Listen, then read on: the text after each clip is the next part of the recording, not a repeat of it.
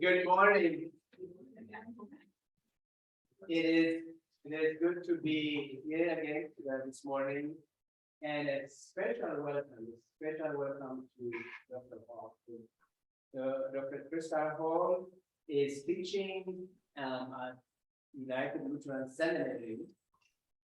She is assistant professor of Lutheran and co-directs Guatemala Immersion Semester Program, and her research and teaching address that fall into right relationship with the human All the people. abound. I knew when I say I knew it's Clinton. Yeah, I might know her, but I don't know. her research focuses on Pauline work, apocalyptic literature, which we will be learning today, poverty and wealth, ecological and liberationist hermeneutics or interpretation. Her methodological commitments include empire criticism, and I'm looking forward to that, and feminist theory. Her teaching privilege voices historically excluded from the classroom and the church. She is a frequent speaker in congregation, which she is going to do that. Synodical setting, Dr. Hall was our featured speaker at our Synod Assembly in May. And on women leadership, LGBTQI inclusion, and immigration. She has a whole lot of long resume, so I think it will come through during her presentation, and you will share more about it. So I want us to welcome Dr. Hall to class. Thank you for being with us. Yes. Thank you so much for the kind introduction. Well, it's a delight to be with you all this morning. As you've already heard, my name is Dr. Crystal Hall. I serve as the Craft Assistant Professor of Biblical Studies at United Lutheran Seminary, and bring you greetings on behalf of the students, faculty, and staff at the seminary. It is always a delight to be in partnership with churches on behalf of the seminary. So thank you for the invitation to be with you today. So we'll get to know each other a little bit over the next handful of weeks. I'll be here today and for the next 3 Sundays. So we'll get to learn a little bit about me and my teaching style, but I want to say up front that I like to keep things pretty interactive. I was just saying that I know that my definition of fun and my students' definitions of fun are often different. But I do like to keep things conversational. So at any point, if you have a question or a comment, I think we're a small enough group that we can keep this fairly organic, so don't feel like you need to raise your hands. So we'll, at any point, don't hesitate to stop me. Dr. Paul, can we talk about that? Dr. Paul, what's going on here? Please don't hesitate to engage in the conversation. So we're going to be talking about the book of Revelation for the next 4 weeks together. And I know that this is a book that people have a lot to say about. So we're certainly going to be digging into that. So in order to get started, I want to get a little bit of a sense of what you think about this text. So when you hear the words, the book of Revelation, what comes to mind? What do you think about? Say that again. Terror. Yes, absolutely. What else? The end of days. The end of days. Certainly. What else? The 4 horsemen. Certainly. Yes. What else? It seems to me that within the more progressive liberal churches, they hardly pay any attention to it. But in the what I call the warehouse churches, I got to get a better name, they love it, and it gives them sort of license to use it in interpretations of the world around them. and it becomes incredibly divisive. Yes. Motherly thought. Yes, incredibly divisive for sure. What else do you think of when you hear the words of the book of Revelation? Hallucination. Hallucination, that's certainly fair. That is certainly fair. What else do you think? Indecisive, that also totally fair. Yeah, anything else? When you hear these words, the book of Revelation. Prediction, yeah. All right, yeah, so these are not surprising things at all to be associated with the book of Revelation. So there's a few things I want to say up front. There is probably the biggest distinction between popular interpretations of Revelation on the one hand, and then academic interpretations of Revelation on the other hand. So I'm a biblical studies professor who works in a seminary context, so I'll be totally transparent with you that I'm going to be treating this text from the perspective of biblical studies. But I'm also going to be thinking with you very deeply about what does this text mean for the church and the world today. So I want to acknowledge upfront that there's a lot to say in the popular culture about this text, especially from our evangelical and dispensationalist siblings within the church. There's a lot of talk about rapture, a lot of talk about the end times, a lot of talk about the world clock ticking down, of course. So this, I want to acknowledge all of that up front. And I'll just share that I teach on Revelation at least every couple of semesters. And there is always a student in my classes who says, as a child, I heard about this text, and there was one day when I couldn't find my parents, and I was terrified because I thought that my parents had been raptured and I had been left behind. I always have a student who tells a story like this in one of my classes. And so I also want to acknowledge up front that this is a text that for many has caused some trauma. This is a text that for many people have had a difficult relationship with this text. And so I also want to acknowledge that up front, that this is one of those texts with which we need to proceed slowly and carefully and to care for ourselves as we need with a text like this, because it has been difficult for many. And so I also want to acknowledge that up front. Okay, so with those introductory words, are there any initial questions or comments before we dig into the text itself? Any initial reflections? We also have folks joining us online, which is fantastic. What are her simple solutions for hosting 60 Minutes joins her in her kitchen? Looks like someone might be also listening, which is fun. Okay, so what we're going to do for today is I'm going to be grounding us in the context of Revelation itself. So treating this as a product of history, as well as part of the tradition of the church. Okay, got it. We're going to begin at the beginning. The basement waterproofing. Good place to start. So, if you have a Bible on your phone, or if you have a Bible in the pews, I'm going to be starting at the very beginning of Revelation 1:1. So it's right at the back. If you have a Bible, it's right about here in the text, right about here at the end. So very last book of the Bible. And I'm going to do a little read and comment, and I will invite your discussion as we go. So again, at any point, don't hesitate to stop me, raise your hand. Can we talk about this? Can you say that again? Those are all welcome as we move through this text. All right. So I'm going to start at Revelation chapter 1, beginning at verse 1. So the text reads, the revelation of Jesus Christ. So I'm going to pause there before we go any further. I want to draw your attention to the second word here, which is revelation. So this is where the text gets its name. And I'm a Bible professor, which means I'm a professional nerd. So we're going to talk a little bit about the Greek text, because the Bible was not written in English, of course. The original language of the Bible, at least for the New Testament, is Greek.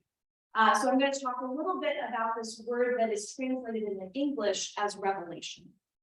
So the Greek word here for revelation is the word apocalypsis. And that might sound familiar because it sounds like the English word apocalypse. So in the Greek, this word apocalypsis does not mean fire and brimstone.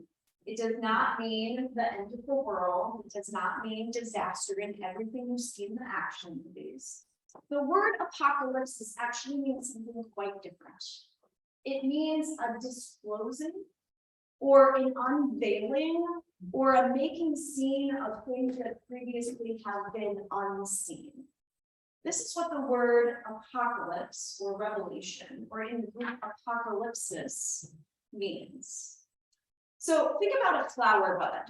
So when you have a flower bud, you can't see the flower, right? So with a flower bud, the flower is contained within it, but with a bud, it's all tight together, right? You can imagine this. But then apocalypsis is this idea of the revealing, the opening of the flower. So the bud contains the flower within it, but as the bud opens, it becomes a visible thing that was previously invisible. So this is what apocalypse, revelation is all about. It's about a making seen, a making visible of things that were previously unseen. So let me pause here again, because I like to be interactive. Let me pause here. What are your questions? What are your comments about this idea of revelation as an unveiling or a previously unseen thing now being seen? What are your ideas? That the revelation had always existed. The thing that became visible now through revelation had always existed. Just had not been observed or seen or Revealed. Yeah, absolutely. Thank you. So I'll tag on to that. The first thing I think of is, well, why not? Like, why hasn't it been seen? Why hasn't it been, revealed? Yes. Yeah, excellent question. It says revelation of Jesus Christ. Well, why, when Jesus was on earth and preaching and teaching, why were we? When it was just talking to spell in John later. Yeah. I think this is an important point, that it's not just a revelation. It's not a generic revelation, but it is specifically the revelation of Jesus Christ. It is a revealing of Christ in a way that Christ was not previously visible. So certainly we have these texts that talk about the ministry and the life and death and teaching of Jesus in the Gospels. And here, this is a text that's written later that seeks to further elucidate, to further reveal who Christ is. Yes, please. I wonder, when you just read the first, the revelation of Jesus Christ is revealing Christ. But the other meaning is revelation that Christ is making. And as you read further, it seems to imply more of the latter. What Christ is revealing to his servants. And because it's about future times, there might also be the question about why it wasn't revealed before, because it's a secret only for the church and only for the servants of Christ and God. Yeah, I can answer that question about the future, because we're going to come back to that in a couple of minutes for sure. Thank you.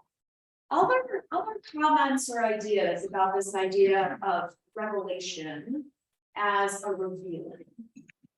Other comments? Which God gave him. Yes.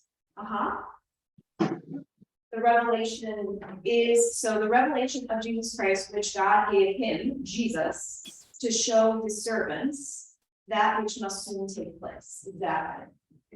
Yes, because Christ is a figure that shows up everywhere in the text of Revelations in different kinds of ways. In a couple of weeks, we're going to look at how Christ shows up specifically in Revelation as having 4 feet. Like Christ runs around as a slaughtered lamb in this text. And so what does it mean for Christ to be described? We'll dig into that more to come for sure. But yes, it is specifically what God reveals to Christ to show Christ's servants. Yes, any other comments? I think it's interesting that instead of using the word, the revealing of Jesus Christ, the word revelation is used, because it's almost like using the word that backfired, because it's been so co-opted now to from what its meaning really is, that now revelation becomes an explosive word instead of almost a comfort. Certainly. All right, so we have gotten 4 words in. So let's do a little bit more here. So again, for those that are following along, we're in Revelation chapter 1, starting at verse 1. So the revelation of Jesus Christ, which God gave to him, Christ, to show his servants what must soon take place.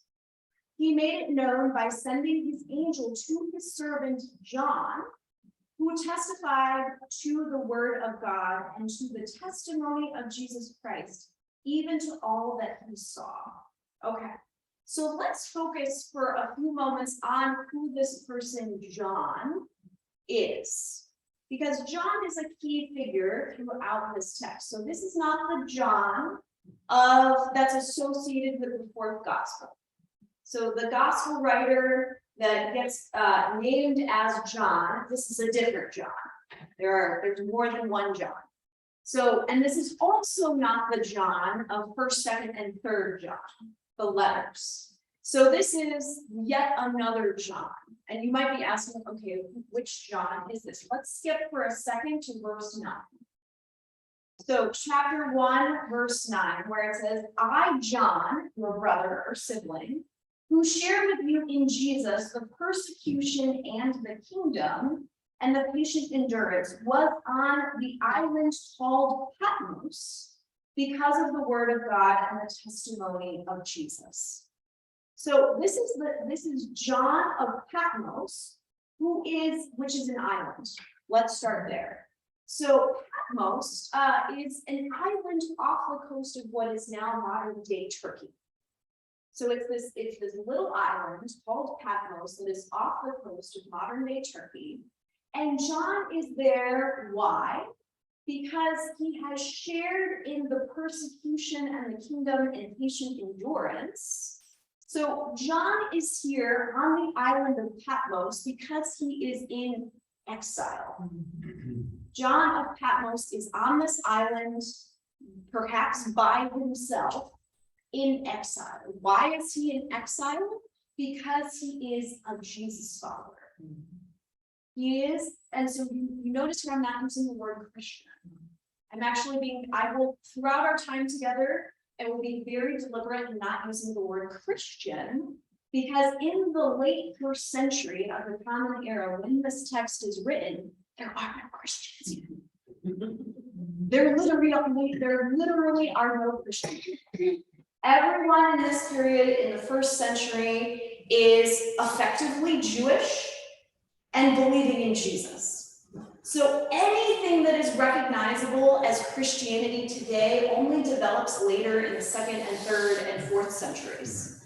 So I will be very deliberate in my language of not using the word Christian, because there are no Christians running around in the New Testament.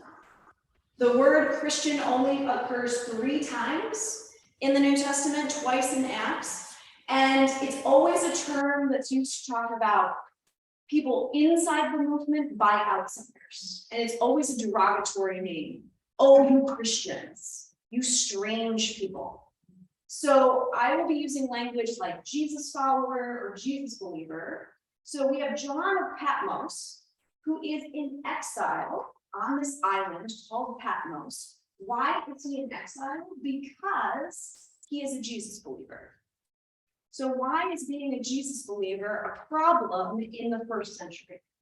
So In the first century, the Jesus movement, the early church, is not at the center of the story. The Jesus movement, the early church, is not at the center of the story. Who is at the center of the story in the first century? Any guesses? Rome. Yes, exactly. So the entire Mediterranean basin, which is the known world for this kind of community, is controlled by the Roman Empire. Remember how I was introduced talking about empire studies? Here's where we're going to talk a little bit about that. So the whole known world in this period is controlled by the Roman Empire. So the Roman Empire is running the show.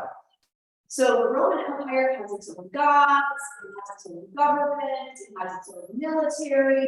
It basically runs everything. And so they already have it all figured out, or so they think. And so when you have these people who are associated with the Jews, the Romans don't like the Jews. The Romans don't understand the Jews, they think the Jews are very strange because they only worship one God. They refuse to worship the Greco-Roman pantheon, and they keep to themselves within their community. They don't marry outside of their community. They have this habit of rebellion against the empire. So the Romans really don't like the Jews. And then you have these people within Judaism who start to become believers in Christ. And so this is even more strange. Why would you worship as God someone who has been crucified on a Roman cross? It makes no sense in this period. Yes. One question I had, there's nothing in the language itself that recognizes Jesus as God. And I was wondering whether John Patmos really, at that time, was recognizing him as God. Because he starts out saying, God gave this to Jesus, and he said the angel to tell me, and he never specifically seems to identify Jesus with God. Yeah, so there is language in Revelation beyond what we're looking at right now that describes Jesus as the Son of God or the child of God. But there is also this really interesting binary throughout Revelation where you have God on one hand and then you have Christ on the other hand. Because remember, in the first century, like there's no concept yet of the Trinity. That's something that the theologians developed centuries later, but in the first century, there's no systematics yet. There's no theology, there's no real concept of the Trinity yet, we just have the text. So those are things that get developed later. But there is a concept of a relationship between Jesus and God, that Jesus is God's child. But how specifically that relationship is articulated, Revelation's got some ideas about that. It gets worked out by the later church theologians as well. So it's a good observation. So let me pause here. So I've been talking a little bit about the socio-historical context, what John of Patmos is dealing with, what it means to be a Jesus follower in the first century. So let me pause here. What are your comments or questions about some of these ideas that I'm introducing? That the church is not at the center of the story, that the church is sort of a strange and marginal sect, and that people get persecuted, like John, when they participate in this strange and marginal sect. What are your ideas about that? How does that shape your understanding of the text? Weren't they persecuted not so much because of what they believed, but because they refused to believe in the pantheon, and particularly in the deity of emperors? So they're not following what Rome wants. The Romans were very generous in allowing people to worship their own religions, as long as they adopted the Roman pantheon as well. Exactly. This is a delightfully educated congregation. This is so fun. Okay. It makes me think about propaganda and what the Romans did to refute the person of Jesus. Yes. How did they put him down? How did they try to disparage him? And the image that they try to put out to the world around this Jesus character, that would be interesting. Yeah, because There's no systematic persecution that's happening in this period, but there is definitely, especially in the area where John of Patmos is in these early churches that he's writing to, there's a lot of pressure to conform. There's a lot of pressure to participate in the worship of the Roman emperors. There's a lot of pressure to keep your head down and be part of the status quo. And so there are consequences, like getting kicked off to Patmos, if you refuse to participate in the broader culture, if you refuse to participate in the broader religion. So yeah, I think this is a really important issue, that in this period, the church is really kind of on the edges, but the church is definitely not at the center of the story. Yeah, other comments or questions about who is this character John of Patmos, and why does his context matter? Yeah. So historically, wasn't John of Patmos and John the Beloved Disciple the same person, and the church is telling the story? Yeah, so they get conflated together for sure. The fourth gospel itself is anonymous. There's no one who self-identifies with the author as the author, but the early church very quickly associates the fourth gospel with the beloved disciple, with the disciple whose name is John. But there's recognition even within the early church that the beloved disciple and John of Patmos are two different figures. And there's also the association then with the letters. So we have 1st, 2nd, and 3rd John. Those are also associated with the beloved disciple for sure. But there's more of a separation between the Gospels and the Gospel and the letters versus Revelation. So they're all associated with what's called broadly the Johannine tradition. But there's recognition that at least Revelation is a different author. Is there a different use of Greek in those three? Yes, ones? yeah, they're certainly, they're recognizably different in the sense that they have different theology, different language structure, that they're identifiably different in the Greek, but there's also a lot of ways in which they are at least associated with the same school, or like associated with the same set of ideas. So that's why they all get associated with the same John. Okay. But it's clear that they are distinctly different texts, probably different authors for sure. Yeah, what other comments or questions do you have about this John of Patmos in particular and his context? Do we know anything further other than his writing his Revelation about him and anything historical about his life? Yeah, so historically, no. Is there any evidence beyond what's in the text? No. Unfortunately, there's nothing in the historical record beyond what is in the text itself. So what authors or what scholars reconstruct from the text itself is that John of Patmos is Jewish. He's a deeply Jewish person who believes in Jesus. He probably was in Palestine in the late 1st century.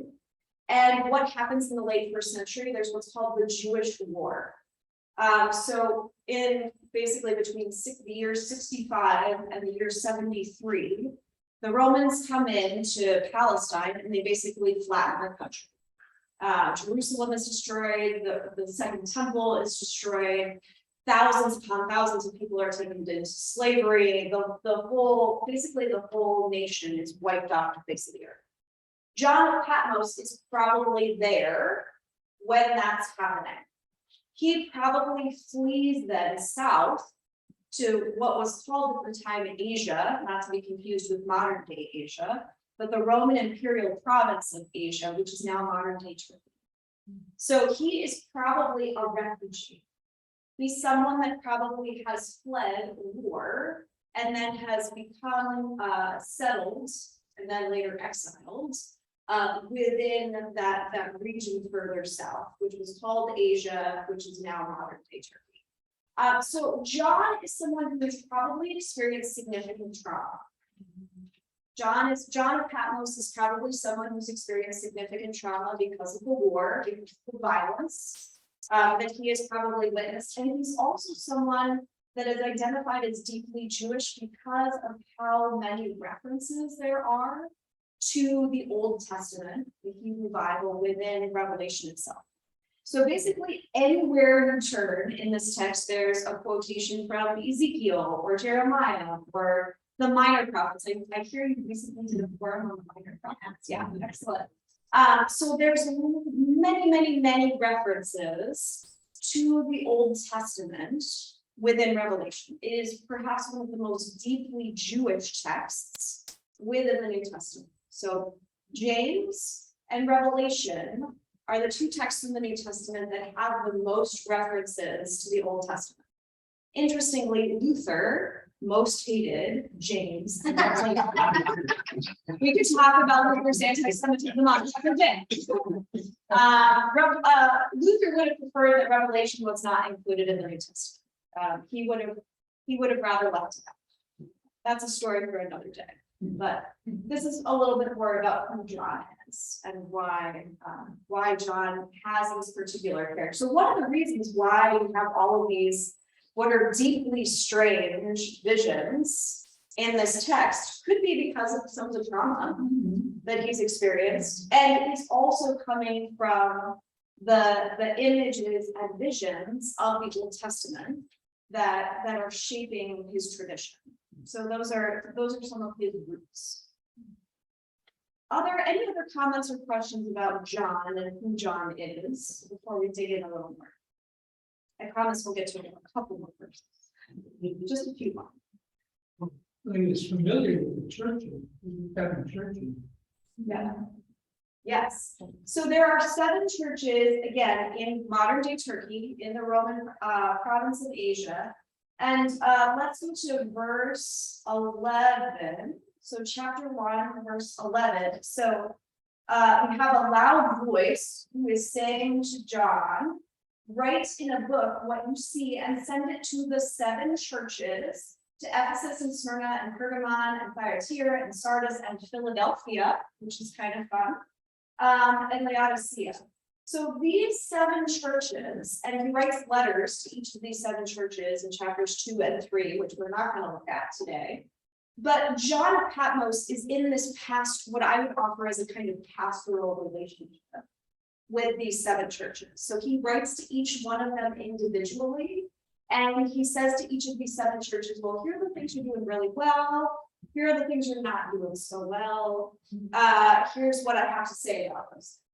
And so it's really important to notice that John is not just some individual off on an island in exile, but that John is in relationship with these early churches. I'm using this language of pastor. Pastors don't exist yet in this period, but he has what I would offer as a kind of pastoral relationship. He's in this authority or sort of mentorship relationship with these 7 churches. So he doesn't exist in isolation, but he has this inherently relational aspect throughout this text. And so again, we're not going to look specifically at those 7 letters, but I commend them to your reading, that he has an individual message for each of these 7 churches. Okay, let's take, I promise we'll get to a couple more verses here. So let's go back to the beginning of the chapter. So we read verses 1 and 2. Now let's look at verse 3, where it says, blessed is the one who reads aloud the words of the prophecy, and blessed are those who hear and who keep what is written in it, for the time is near. Okay, I want to say a little bit about this word prophecy, because I think this is one of the most deeply misunderstood ideas about this text. Because as we talked about at the beginning of the hour, most of the ways that in the popular culture today and in broader Christian interpretation, the way this text gets interpreted as a timeline or a map of these are the events that are going to happen at the end of the world, which is probably tomorrow, right?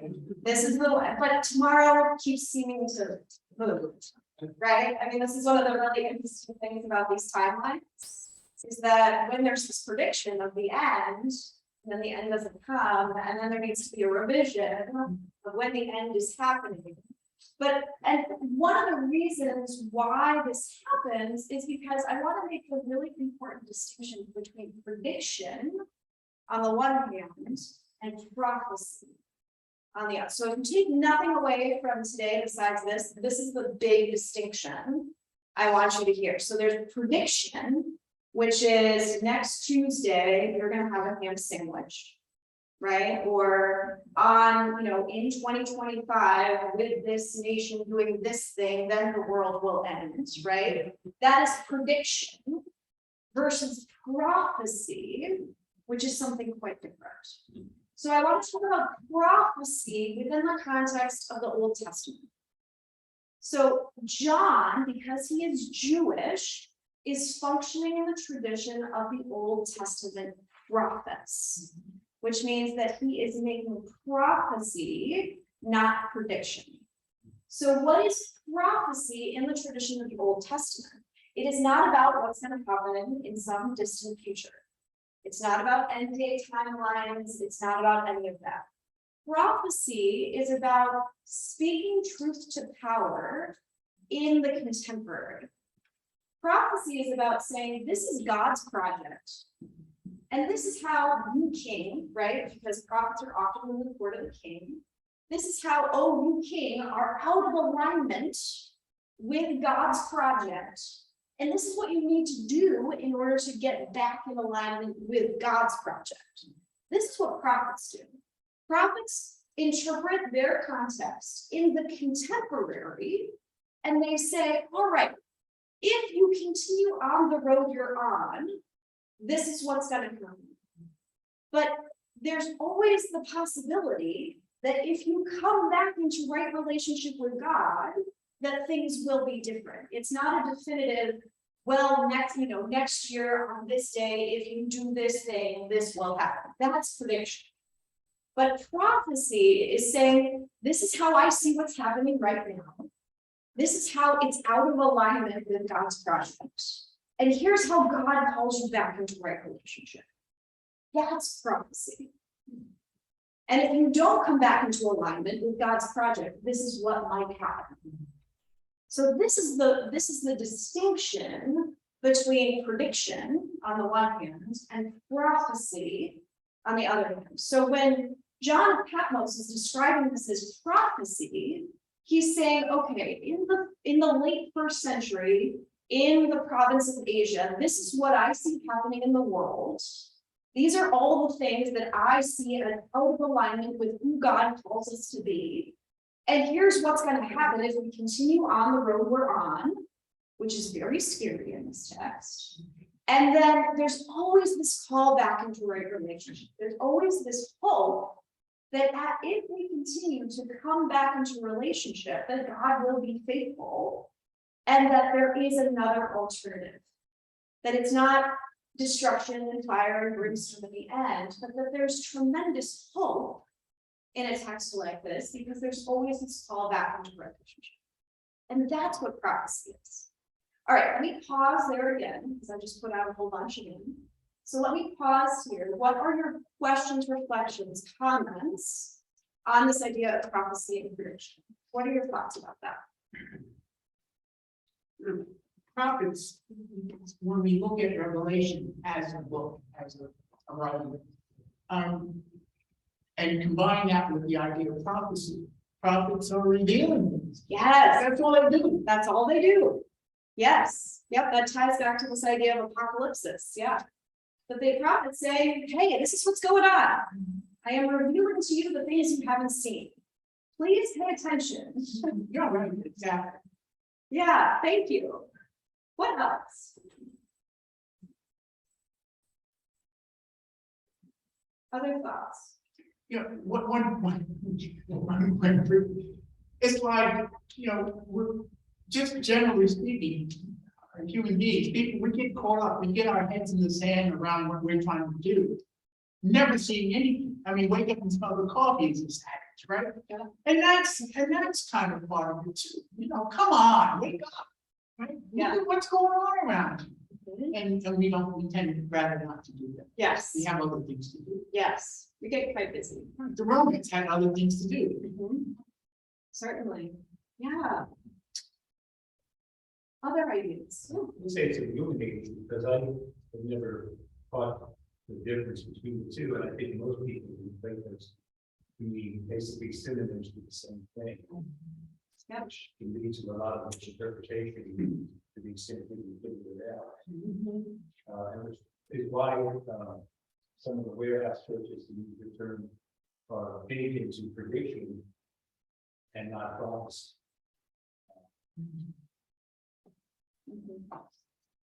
In order to be a prophet, you have to actually stop and begin to concentrate and pay attention to what's going on, Yes. to really look at it. And most of us, again, don't have the time or the information to do. And as you were defining it, what came to my mind is we call ourselves disciples of Christ. We call ourselves followers of Christ. But we are also called to prophesy what we see going on and what's in and out of relationship, not only in our own lives, but in the world. And unfortunately, the world is looking towards the negative and lifting up more the negative side of people that call themselves prophets or prophecy, to really drive further out of relationship with God. Yes, yeah. Thank you. Yes. For me, it's always, growing up in Lutheran, I've always had the understanding of revelation, not as it's, but as we're doing, right, it's about what's happening, but then culturally, with evening praise and all of that, right, it's revelation is going to happen, these things are all going to happen, and it's very comforting to remind myself again and again that getting in right relationship with God, this is a call to do that. This is a call to, there's always hope, and things feel really overwhelming. And just in the state of the world today, right? So it's always comforting to know that the crazy can be happening, but there's always opportunity, that hope always exists, right? Right. And it's really beautiful to know that the scary book of Revelation is really about that. Yes. Yeah. Yes, the scary book of Revelation is really about that. Yes, absolutely. Yeah, I think one of the things that is really a missed opportunity when this text is interpreted in terms of the rapture, this idea that at the end, one of the first signs of the end is that the faithful are going to be literally like vacuumed up to the sky. I mean, I'm being a little bit unkind in that description, but it's this idea that the faithful will be disappeared up into heaven, and then the rest of the unfaithful, probably me included, are left here to duke it out for 7 years before the end, right? And so the word rapture doesn't occur in the New Testament. Like let's start there. It's not a word that occurs. Aside from the fact that most of, well, we don't need to go down that route, but the point here that I want to make is that the text is deeply incarnational in the sense that it doesn't give up on who God's people are on earth, which is God's creation. And so I think that is where this text is deeply hopeful, in that while there are all these images of destruction and suffering, that it is suffering that is happening in the here and now. And it is not suffering that is happening like in some distant future end time scenario. And that because it's happening in the here and the now, that there's also this hope that God continues to call people into relationship, not again in some distant future, but in the here and now. That it takes this idea of incarnation deeply seriously, in that these are embodied churches that are being described that are in the midst of suffering and persecution in that moment, and not so worried about what's going to happen 500 years from now. Like they're worried about where Jesus shows up in their lives in that moment, not sometime later. Other comments or questions? One thing I think of, it can create a reasonably small way. kind of a conflict of faith if you read this as being predicted. Because you've got this idea of in modern day pulse, so on January the 5th, 2025, the world will end. The world doesn't end, and then people say, "Oh, these are idiots," and they tend to tie that back to all Christians. And when you read the text, if you read it predictively, you have to somehow come to terms with the idea of, well, how is this inspired writing if they thought X and X didn't happen? Yeah, it is certainly a concern within the text, yeah. Any other thoughts or comments before I am mindful of our time, so I'm gonna let you go at 10:00. So I want to look at one more text before we go.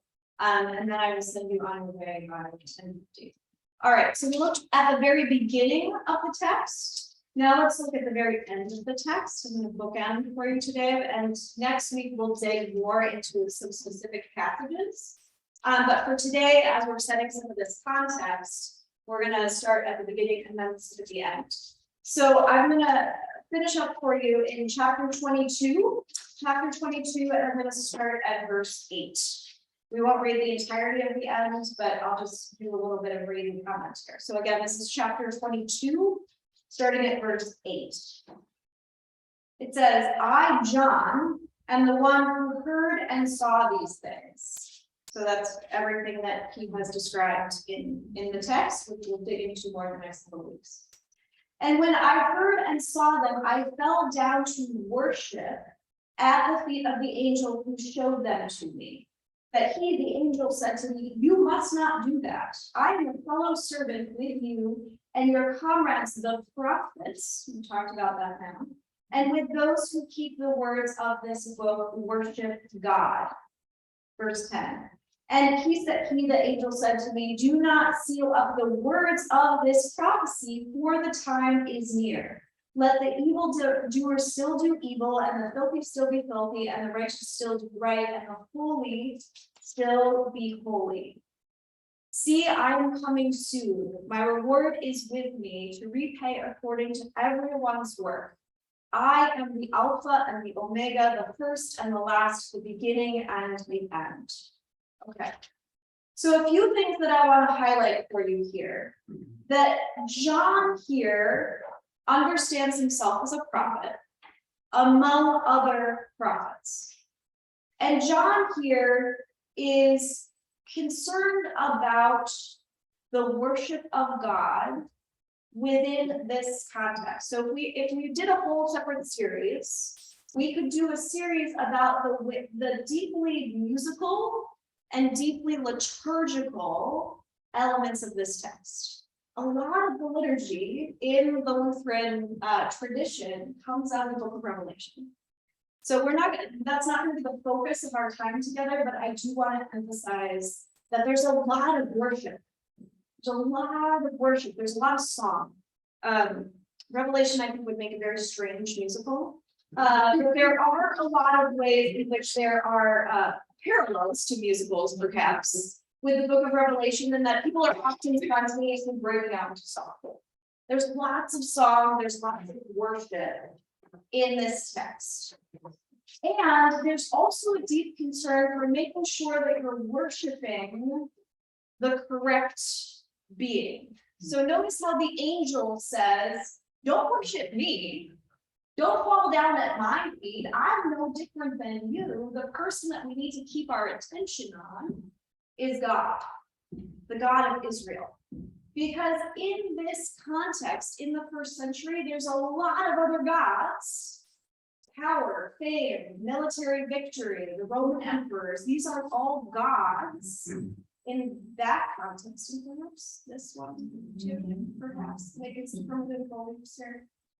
So this is the concern. I would offer one of the core concerns of this text, that you keep the focus not on the obvious, not on the angel right in front of you, or not on the power and might and glory in front of you, but you keep your focus on God and who God is. And not just any God, but specifically the God of Israel. Specifically the God who called John, and I would offer us, into relationship. And so the worship that's being called for here is a specific kind of worship. Okay. I have 2 minutes, so let me pause here. Concluding questions or comments, ideas about where we've gone so far before we wrap up. So is the use of the word God here distinctly Judaic so that people would not understand just the Roman God or gods? Yeah, so there's a concern here to say that this is the God of Israel. That this is not the Greco-Roman gods, this is not the emperor as God, this is not the local deities, but this is specifically, because this is so deeply Jewish, it's intended as the God of Israel. And it's unmistakable here that this would be any other God. Good question. What are your other comments and questions before we wrap up? Okay, so I'll offer a word of prayer to close us out, but let me just say before I do that, thank you for being here. I will be here for the next 3 weeks. And just so you have a sense of where we're going, I'm going to be digging into specific passages. So what I wanted to do this week is give you a setting, sort of a time and place setting for where we are and where we're going to be going. And then over the next 3 weeks, we're going to be looking at specific passages within the text now that you've got some context, and we'll dig into that, and not only text in Revelation, but how they speak to other parts of the Bible, just so you've got a sense of where we go from. All right, will you pray with me? Good and gracious God, you are a God who meets us in every time and place. You are a God who calls us each by name and calls us to gather around your word. We give you thanks for this time together, for the ways you have gathered us around this text, for the conversation and for the questions, and for the study we have done here and will yet to do. We ask that you would guide us this morning and as we go forth from this place, and that you would keep us safe, and that you would keep us ever mindful of your presence. We pray all this in the holy and precious name of Jesus. Amen. Thank you, everyone.